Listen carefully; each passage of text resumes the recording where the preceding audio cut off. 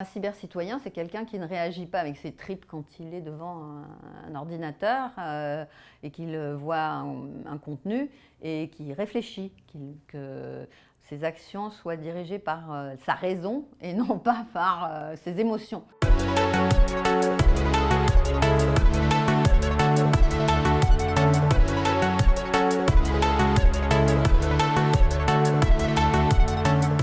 Les grands objectifs, tout de suite, ça a été de déguiser leur esprit critique pour qu'ils ne se fassent pas manipuler.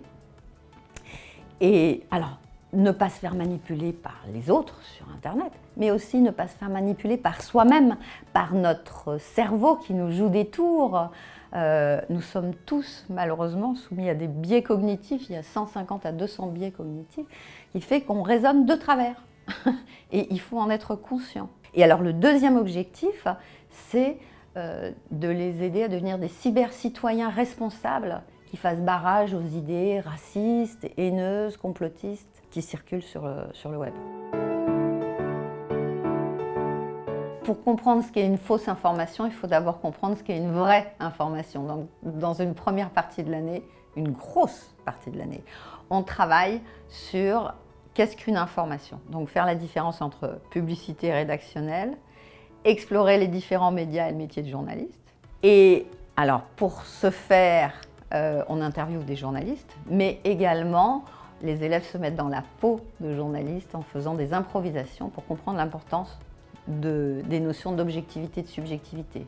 Dans un deuxième temps, on travaille sur les moteurs de recherche. Pourquoi une ressource apparaît-elle en premier? Est-ce que c'est parce que c'est la plus fiable? Est-ce que c'est parce que c'est la plus intéressante? Et puis, je leur apprends à identifier la source de l'information.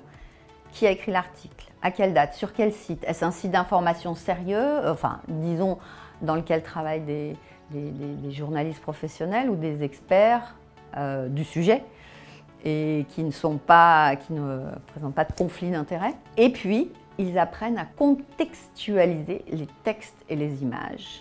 Et puis, on se demande toujours pourquoi une information a été diffusée.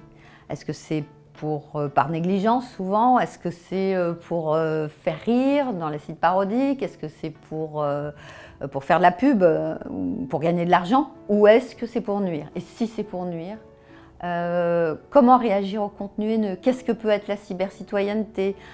Comment concilier cybercitoyenneté et liberté d'expression?